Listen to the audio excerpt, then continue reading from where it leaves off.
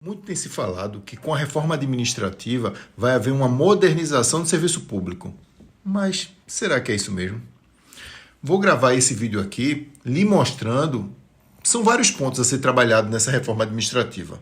Vou focar em alguns. Nesse vídeo aqui eu vou trazer o mais polêmico de todos, que é sobre a estabilidade no serviço público. Para início de conversa, a reforma administrativa está sendo tratada por meio de um projeto de emenda à Constituição, uma PEC, a PEC 32. Guarda esse número aí, guarda esse nome aí, a PEC 32. Outro nome que você que é concurseiro, você que é de família de concurseiro tem que guardar no fundo do seu coração é o nome do deputado federal Pedro Paulo. É ele que é o relator, ele que está organizando, pelo menos ele que aparece falando muito sobre reforma administrativa. Alguns cursinhos, na realidade a maioria deles, sejam pequenos, médios ou grandes cursinhos, já se pronunciaram contra a reforma administrativa. Teve um cursinho maior aí que aparenta não ser tão contra a reforma administrativa, chamou até o deputado, senador não, o deputado Pedro Paulo para falar um pouquinho sobre a reforma administrativa.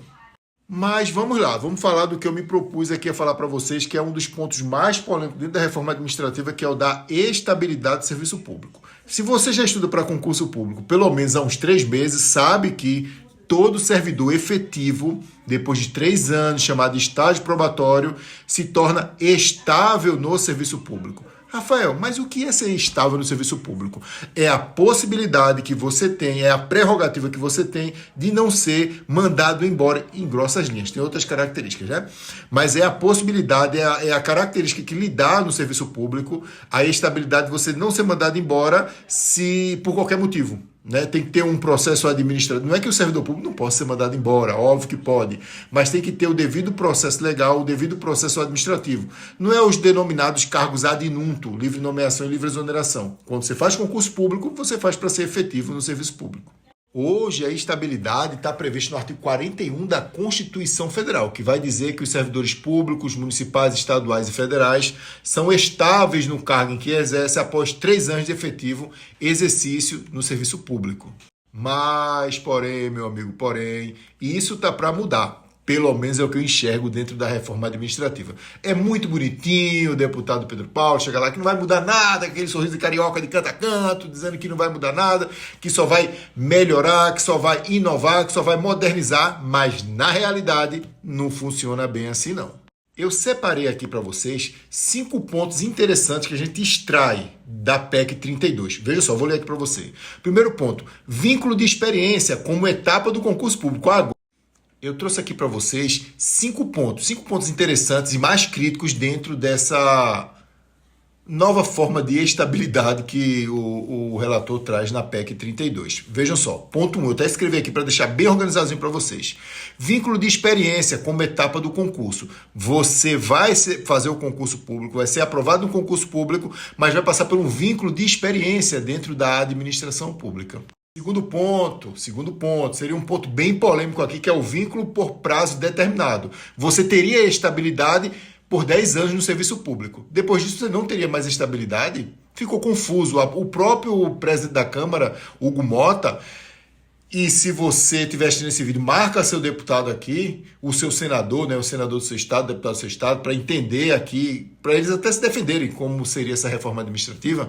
O Hugo Mota mesmo diz que a reforma administrativa é um tema muito complexo, não pode ser decidido da noite para o dia. Outro ponto, cargo com vínculo por prazo indeterminado. Quarto ponto, cargo típico de Estado, ou seja, manteria a estabilidade somente para os cargos típicos de Estado. Aqui reside uma observação ou uma crítica muito contundente por quem participa de certames de concurso público, seja professor, seja concurseiro, eu já tive dos dois lados, sou professor e já fui concurseiro, que é... E os demais cargos não teriam a estabilidade prevista no 41 da Constituição Federal? Algumas críticas surgem dizendo que se tornariam cabides eleitorais. E são críticas, não está dizendo que vai ser dessa forma, mas são críticas feitas. E por fim, temos o cargos de liderança de assessoramento. Todos esses 5 pontos merecem muitos esclarecimentos, o que não está acontecendo por enquanto. Por enquanto, o que nos dá a entender é que vai acabar a estabilidade da forma que a gente conhece, vai se tornar um cabide eleitoral na administração pública. Posso estar enganado? Posso estar enganado. Mas a gente tem que ter o senso crítico nesse momento e entender que o que está em risco, pessoal, não é somente uma mudança na Constituição. O que está em risco nesse momento é todo um arcabouço constitucional do Estado Democrático de Direito, que foi criado, produzido e estruturado pós-88 e estão querendo derrubar da forma que está prevista dentro da PEC 32, desmontando todo o serviço público. Por mais bonitinho que Pedro Paulo chegue lá e diga que não vai ser bem assim, fique rindo da cara da gente quando a gente critica isso, mas no final das contas não é flores, não são só flores como ele prega lá na PEC 32. Nesse caso, teríamos a estabilidade restrita apenas para os cargos típicos de estados. Mas o que seria cargos típicos de estado? Promotor, juiz, delegado, defensor público e procurador? E como fica o caso dos servidores da administração pública?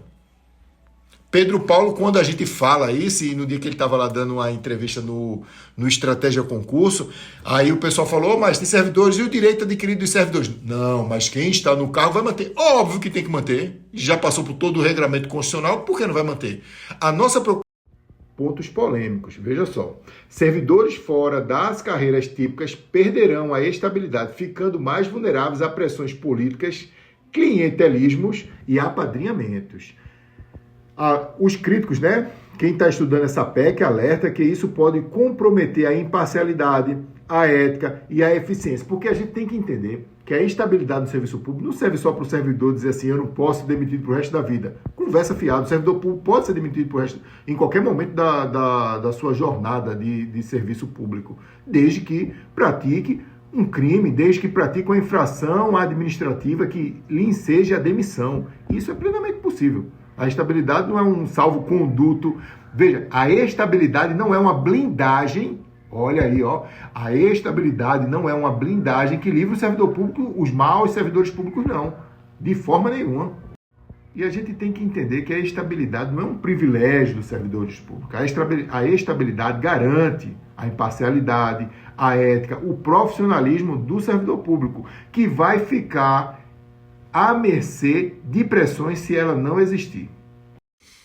Por fim, você que estuda para concurso público, me diz aqui nos comentários o que você acha dessa PEC 32. Você tem que se mobilizar, pelo menos para estudar a PEC. E vir aqui me dizer, Rafael, você está errado, Rafael, você está certo. Marca o seu deputado aqui, marca o seu senador aqui, para que ele lhe explique, talvez até melhor do que eu, já que eles estão trabalhando nisso, como vai funcionar essa PEC 32. Tá joia? Mas não deixa de falar não, comenta aqui.